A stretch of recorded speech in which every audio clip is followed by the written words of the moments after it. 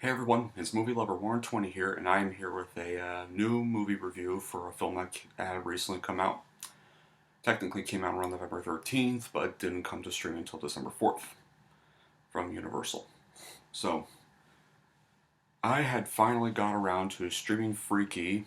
Um, yeah, since it finally came out on streaming, I wasn't really able to catch this one in the theaters because, well, the more restrictions of COVID-19 happened in my area, so I had to wait till December 4th to be able to watch it.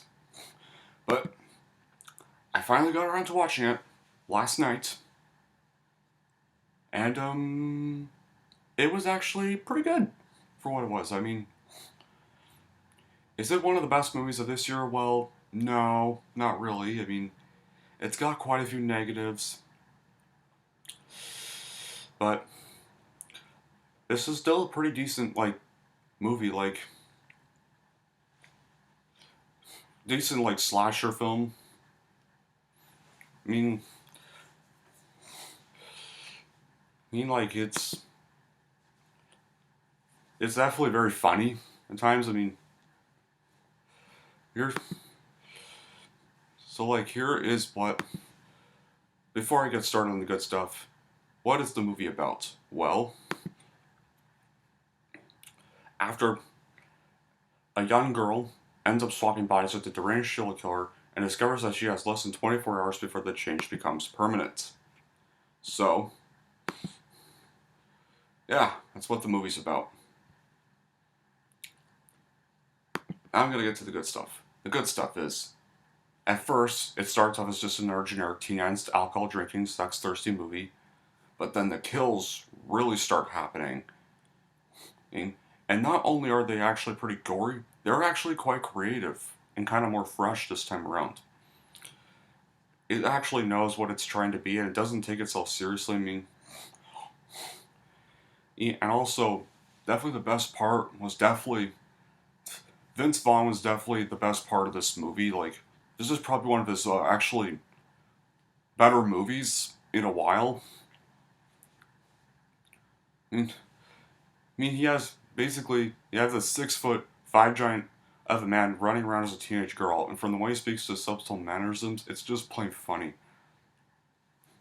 I mean, plus I definitely love the climax of the film. I won't give away too much, but I think it actually does take place in kind of this haunted house attraction and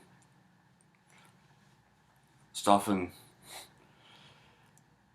then also it also takes place. The very final scene takes place at her home, which I thought was actually very creative for a film now.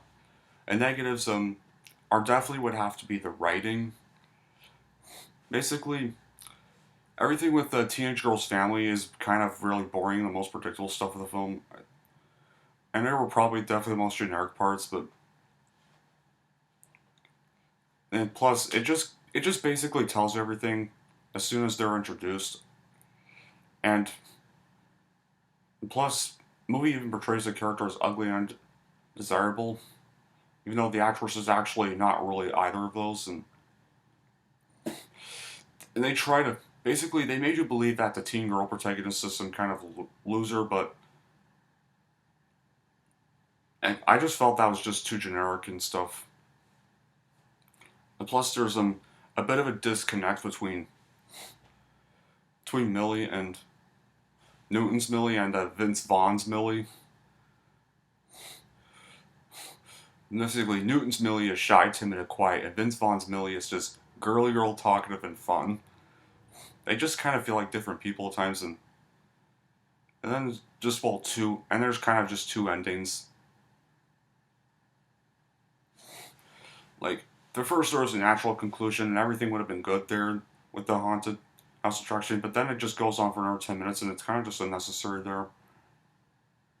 But despite the really annoying tropes and poor writing, this is still a fun, self-aware movie with some horrific kills and really fun body swap moments. Think of it as Friday the 13th meets Freaky Friday, in a way. So, how would I rank the Freaky, the 2020 film? I would rank it a 7.5 out of 10. I'd say it's a decent watch if you like body swap films and swap films. And if you're kind of a typical slasher fan, I'd say it's worth a watch. But oh no, it's just your decision, really. So yeah, this movie gets a 7.5 out of 10. And now you're all wondering how I feel about the HBO Max and Warner Brothers thing. I have to say, I don't mind it. I think it's just better than delaying the movies over and over again. I'm glad they're finally coming up with a release strategy, and I might finally be able to get to review Wonder Woman 1984. And after all, to make this review, sir, 2020 movie reviews go out with a bang, I mean, it's coming out the same day as Soul, so, man, it's going to be a back-to-back. That's going to be a back-to-back day. Gonna be pretty busy that time. But until then, that'll be it for this review, guys. Thank you all for watching. And if you like this and want to see more, don't forget to like and subscribe to Movie Lover 120.